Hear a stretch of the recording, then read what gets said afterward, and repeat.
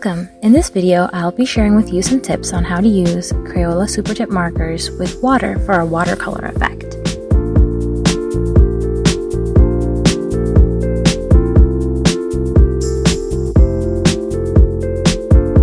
Start by drawing a stylized portrait of a girl, not too cartoony but not realistic either.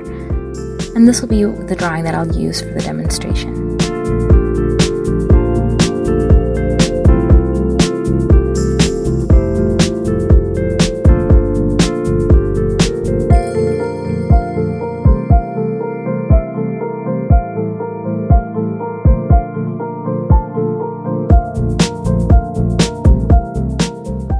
Do an experiment and ink it only partially to see how that looks in the end.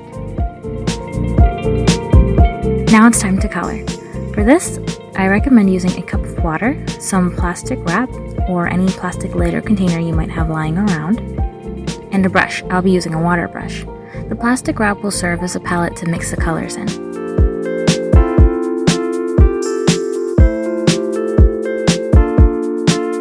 The process is very simple. All you need to do is grab a marker or markers that you'd like to mix together and color onto the plastic wrap. Then make sure you use enough water to mix the color or the colors together. And that's basically it. Keep in mind that the colors will look lighter as they dry.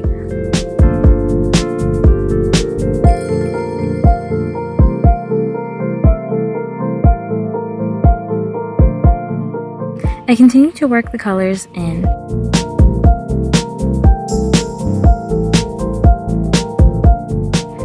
I applied the wet brush onto the marker tip directly, hoping to get some more saturated color. This happened because some of my markers were kind of dry. It's an old set. If your markers are newer, I don't think color laydown should be much of a problem for you. It's important to have a nice range of values in a piece, lights, darks, and midtones.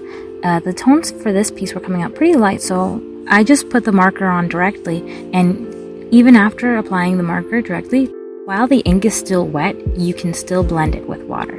And again, these are washable markers, so they'll always react to water.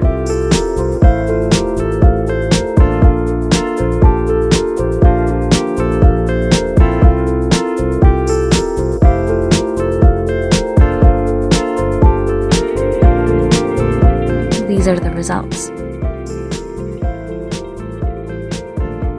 I hope you found this helpful in some way. Thank you for watching. God bless.